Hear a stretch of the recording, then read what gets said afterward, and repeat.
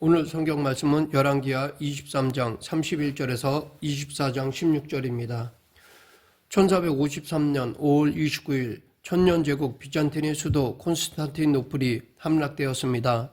그 유명한 콘스탄틴 대제의 이름을 따서 세워진 이 도시는 전체 구조가 삼각형으로 되어 있고 그중 두 면이 바다여서 그것을 이용한 성곽 방어 구조를 통해 천혜의 요새로 발전했습니다.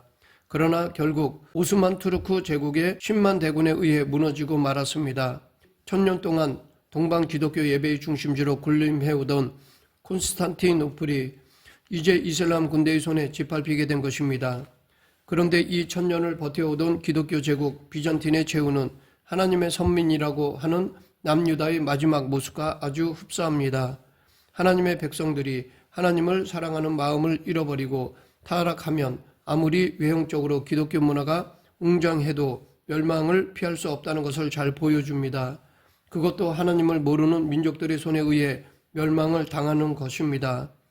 남유다 요시야 왕의 뒤를 이어 그의 아들 여호아스가 유다의 17대 왕이 되는데 그는 23세의 나이로 왕위에 올랐지만 고작 3개월밖에 다스리지 못하였습니다. 그 이유는 그가 죽거나 스스로 물러나서가 아니라 요시야를 전투에서 죽게 만든 애굽 왕 바로느고가 그를 폐위시켰기 때문입니다. 바로느고가 여호아스를 폐위시킨 이유에 대해서는 학자들마다 의견이 분분하지만 가장 타당한 것으로 아마도 이것일 것입니다. BC 612년에 아수르는 수도인 니느웨가 바벨론에게 함락되고 하란을 거쳐 갈그미스까지 쫓겨나서 멸망당하기 직전이었습니다. 그 3년 후인 BC 609년에 바벨론과 갈그미스에서 전투를 벌이는 아수르를 돕기 위하여 올라오던 바로느고가 요시야의 저항에 부딪혀서 그를 물리치고 가느라 늦게 도착했는데 결국 바벨론이 아수르를 이긴 다음에야 도착했습니다. 그래서 결국 아수르는 몰락하고 바벨론이 패권을 잡게 되자 애굽의 바로느고는 자신의 계획이 숲으로 돌아가게 한 유다에 대한 화풀이로 요시야의 아들 여호아스를 폐위시키고 자기 마음대로 조종할 수 있는 왕을 세운 것입니다. 하지만 성경에는 이런 일이 벌어지게 한 원인이 바로 여호아스의 악행 때문이라고 말하고 있습니다. 여호아스는 그토록 몸부림치며 나라를 거룩하게 개혁하려고 했던 자기 아버지 요시야의 길을 따르지 않고 이전의 악한 왕들이 했던 것처럼 악행을 저질렀습니다. 그래서 부왕 요시야의 종교개혁으로 정화된 예루살렘을 하루아침에 다시 더럽혔습니다. 애굽의 바로느고가 여호아스를 폐위시키고 유다의 18대 왕으로 세운 왕은 요시야의 맏아들인 엘리야김이었습니다. 폐위된 여호아스의 이복 형제인 그는 바로느고의 꼭두가시에 불과하였습니다. 바로느고는 엘리야김의 이름을 여호야김으로 고쳤는데 이것은 유다가 자신의 지배를 받고 있다는 사실을 과시하는 행동이었습니다. 동시에 애굽은 여호야김을 새 왕으로 세우면서 엄청난 벌금을 요구했습니다. 이것은 약소국이 강대국에게 어떤 잘못을 저지른 경우에 내는 보상금을 말하는데 요시야가 애굽을 대적한 데에 대한 괘씸죄를 물어 배상금을 요구한 것이라고 볼 수 있습니다. 여호야김은 애굽에 의해서 왕이 되었기 때문에 그 벌금이 엄청난 액수였지만 거절할 힘이 없었습니다. 그래서 서둘러 그 돈을 마련하기 위해 가혹한 세금을 징수하였습니다. 그런데 그것도 모자라서 여호야김은 자신이 거할 초호합한 왕궁까지 건설하는 무모한 짓을 저질렀습니다. 열왕기서에는 안 나오지만 예레미야 22장에 보면 이것에 대해 나와 있습니다. 여기 말하고 있듯이 실제로 유다 왕들 중에 유일하게 매장에 대한 기록이 없는 사람이 이 여호야김입니다. 어떻게 죽어 장사 지냈는지 나와 있지 않습니다. 그는 안 그래도 여러 외세의 침략과 약탈로 찌들 대로 찌든 백성들의 고통과 기울어져가는 나라의 어두운 미래는 안중에도 없었습니다. 그 와중에 자기를 위해 초호화 왕궁을 짓다니 정신이 없는 왕이었습니다. 당연히 그런 악한 왕에 대한 백성들의 원성이 높아질 수밖에 없습니다. 그런데도 여호야김은 예루살렘의 멸망을 예언한 선지자 우리야도 죽였습니다. 여호야김이 다스린 11년은 그렇지 않아도 급격히 기울어가는 나라의 멸망을 더욱 재촉하는 고통의 시간이었습니다. 왕위에 있는 동안 계속 애굽의 눈치를 보며 백성들을 압박했던 여호야김은 통치 말년에는 신흥 강대국 바벨론의 압박까지 받게 되었습니다. BC 605년에는 당시 국제정세의 판도에 엄청난 변화를 가져오는 사건이 발생하였습니다. 유다의 요시야 왕을 죽였던 애굽왕 바르누가가 다시 갈그미스 전투에서 신흥 강대국 바벨론과 맞섰는데 참패한 것입니다. 이 전투로 인하여 아수르는 역사에서 사라졌고 애굽은 근동의 패권을 바벨론에게 빼앗긴 채 약한 나라로 전락했습니다. 애굽 왕이 다시는 그 나라에서 나오지 못하였으니 이는 바벨론 왕이 애굽 강에서부터 유브라데 강까지 애굽 왕에게 속한 땅을 다 점령하였음이더라. 이 전투에서 애굽을 무너뜨린 바벨론군의 총사령관은 젊은 왕자 느부갓네살이었습니다. 그는 이 전쟁의 승리를 계기로 왕이 되었습니다. 그러니까 605년이 그가 왕이 된 제1년입니다. 신바벨론 제국의 창시자인 나보폴리사르의 아들인 느부갓네살 2세는 무적이라고 일컬어지던 아수르를 무너뜨리고 이번에는 강력한 라이벌인 애국 군대마저 굴복시킨 후 세계 최강자로 등극하였습니다. 그는 뛰어난 장군이었을 뿐 아니라 굉장한 국가 경영 리더십을 가졌던 왕이었습니다. 관제를 정비하고 궁전, 저수지, 대운하 등을 건설하여 위대한 바벨론 제국의 틀을 놓았습니다. 또 정복한 나라들에서 젊은 인재들을 바벨론으로 데려와 최고의 시설에서 훈련시키고 나라의 요직에 골고루 등용하는 개방 정책을 폈습니다. 느부갓네살은 그 여세를 몰아 유다까지 점령하였습니다. 여호야김 시대에 바벨론의 왕 느부갓네살이 올라오매 여호야김이 3년간 섬기다가 돌아서 그를 배반하였더니 여기 느부갓네살이 올라왔다라는 것이 제1차 바벨론 침입 사건입니다. 바벨론에 포로로 끌려간 것이 한 번에 이루어진 것이 아니라 3차에 걸쳐 이루어졌습니다. 이때 첫 번째로 포로로 잡혀가는데 이 1차 때 다니엘과 세 친구가 바벨론으로 끌려갔습니다. 이때 유다의 여호야김은 하는 수 없이 3년 동안 조용히 엎드려 바벨론이 시키는 대로 하였습니다. 그러다가 3년 후 갑자기 바벨론을 배반하였습니다. 왜 그랬던 것일까요?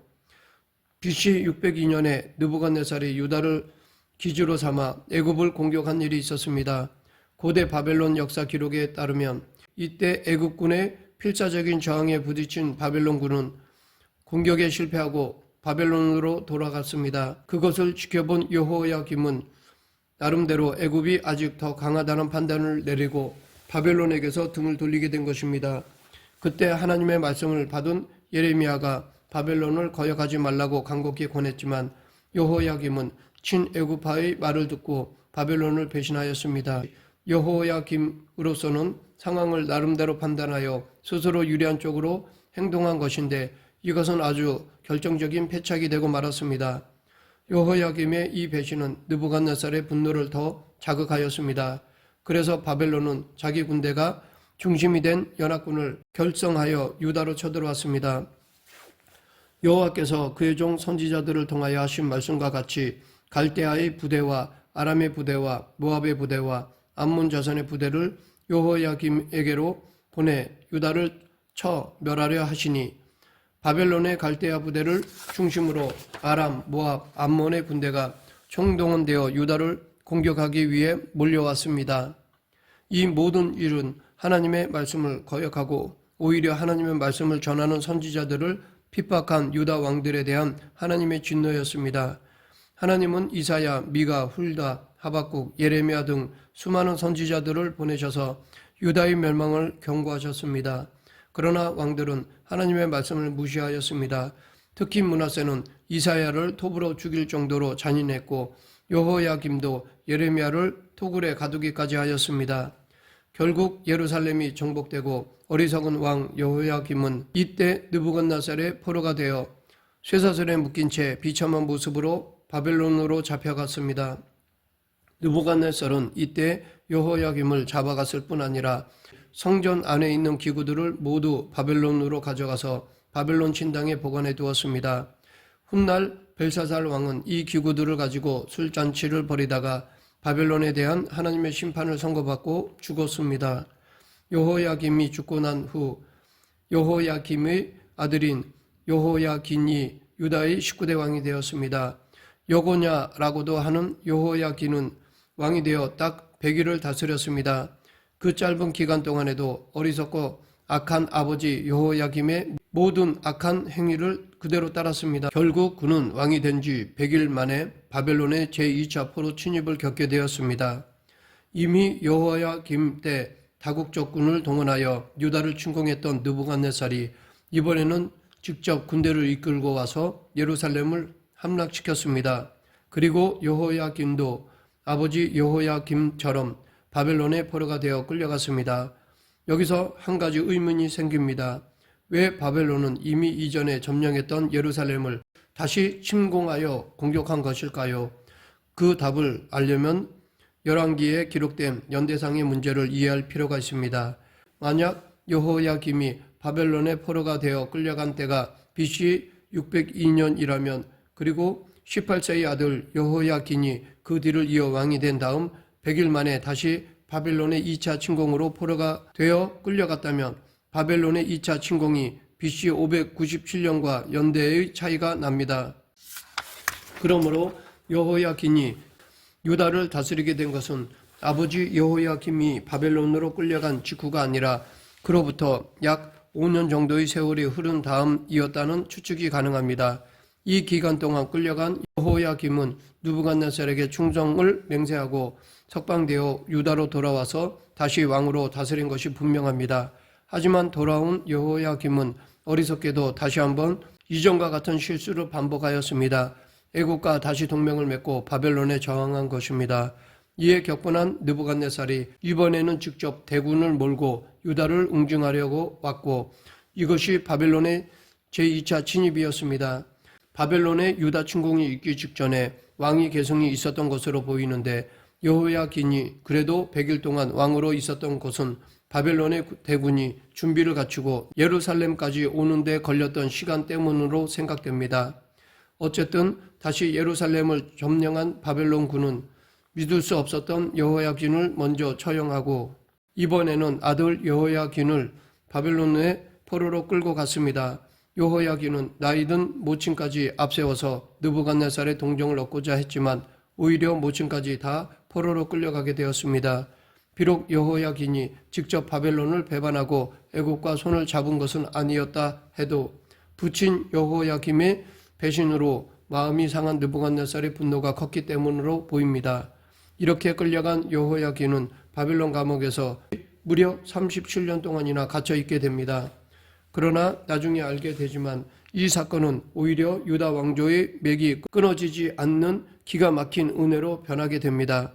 감옥에 그토록 오래 갇혀서 포로 생활을 한 것이 유다 왕조의 맥을 이어가게 하시는 하나님의 놀라운 섭리였던 것입니다. 이 바벨론의 2차 침입 때도 유다의 핵심적인 고급 인력들이 수도 없이 많이 포로로 끌려갔는데 이 중 선지자 에스겔도 있었고 에스더의 사촌 오빠인 모르드게도 있었습니다.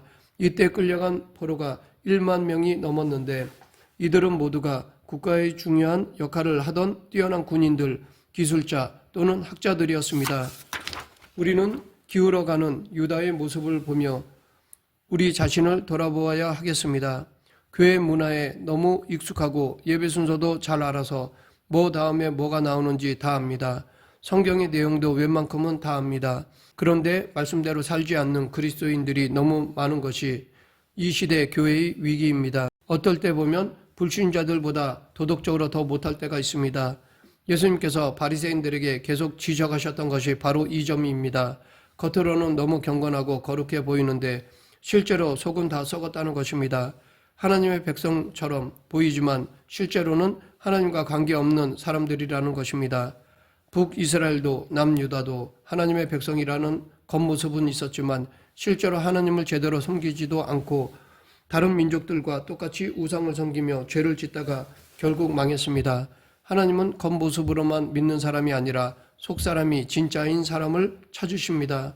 겉으로만 크리스천이 아니라 삶 속에서 크리스천다운 모습이 있어야겠습니다. 진짜 하나님의 백성답게 살아야겠습니다. 그러면 하나님의 백성답게 산다는 것이 무엇이겠습니까? 결국 그것은 사랑입니다.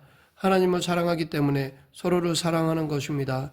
우리가 사랑할 때 하나님은 너무 기뻐하시며 사람들도 우리를 진짜라고 인정해 줍니다. 그리고 그런 사랑을 가능하게 하신 예수님께 관심을 가지게 되고 마침내 주님 앞에 나오게 되는 역사가 일어날 것입니다. 이것을 깨달았던 사도 바울은 피차 사랑의 빛 외에는 아무에게든지 아무 빛도 지지 말라. 남을 사랑하는 자는 율법을 다 이루었느니라. 간음하지 말라, 살인하지 말라, 도둑질하지 말라, 탐내지 말라 한 것과 그 외에 다른 계명이 있을지라도 내 이웃을 내 자신과 같이 사랑하라 하신 그 말씀 가운데 다 들었느니라. 사랑은 이웃에게 악을 행하지 아니하나니 그러므로 사랑은 율법의 완성이니라 라고 하였습니다. 말씀을 맺겠습니다. 사랑이야말로 하나님의 백성된 가장 뚜렷한 표시입니다.